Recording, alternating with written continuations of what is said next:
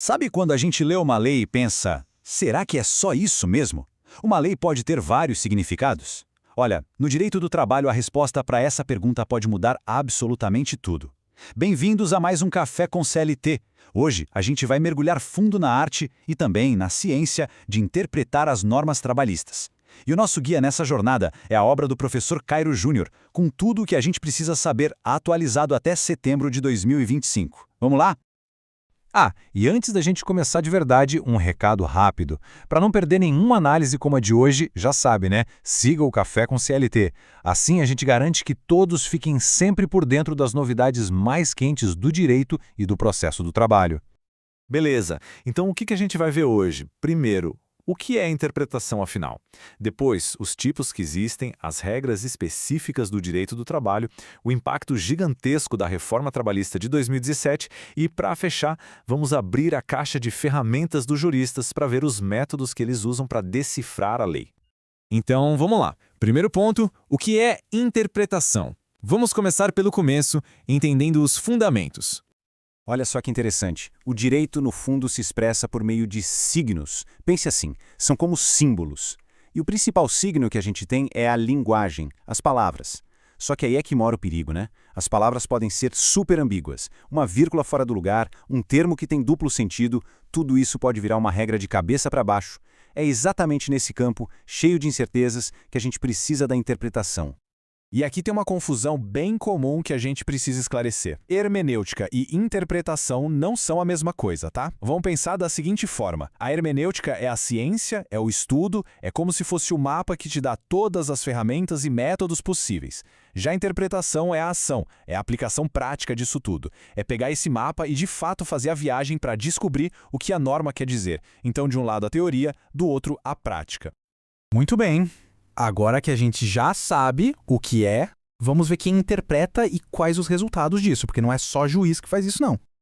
Então, quem pode interpretar a lei? A gente sempre pensa primeiro na judicial, claro, feita por juízes e tribunais, porque a decisão deles tem força de lei. Mas não para por aí. Tem interpretação administrativa, feita pela administração pública quando vai aplicar uma norma. Tem uma bem curiosa, a autêntica, que é quando o próprio poder legislativo faz uma nova lei só para explicar o sentido de uma lei antiga. E claro, tem a doutrinária, que são os advogados, juristas, professores, todo mundo que estuda e debate o direito, ajudando a moldar como a lei vai ser entendida no futuro.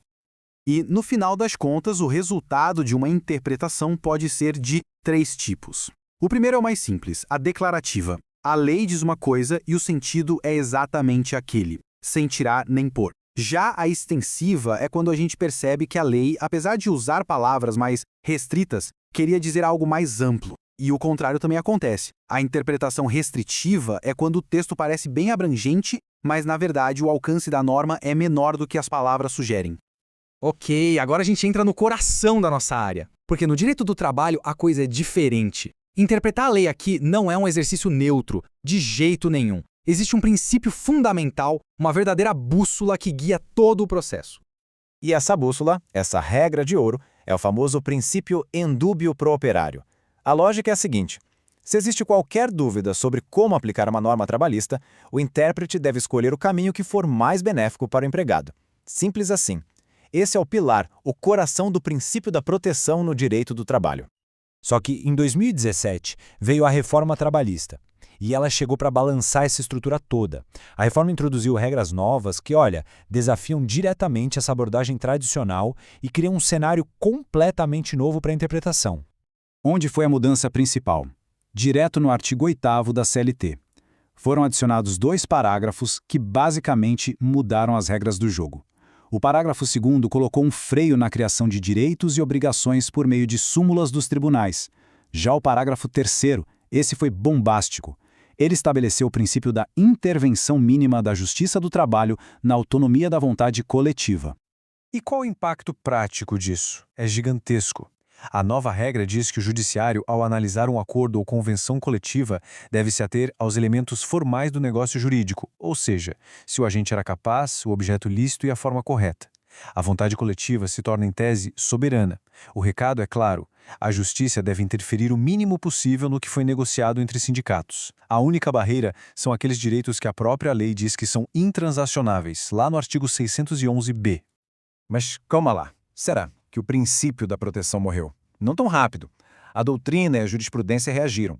Um ótimo exemplo é este enunciado, o número 31, da segunda jornada de direito do trabalho. Ele diz que se houver dúvidas sobre se uma cláusula é realmente compensatória, ou seja, se ela dá algo em troca do que retira, a interpretação tem que ser a favor do trabalhador. Ou seja, o indúbio pró-operário segue vivíssimo, mostrando que essa tensão ainda existe. Ok, agora que a gente entendeu os princípios e principalmente os conflitos que estão na mesa, está na hora de abrir a caixa de ferramentas do intérprete. Vamos ver quais são os métodos que se usam no dia a dia para decifrar um texto de lei. Então vamos lá. A primeira ferramenta é o método literal ou gramatical, o que as palavras dizem literalmente. Depois a gente tem o método teleológico, que busca a finalidade social da norma, o porquê dela existir.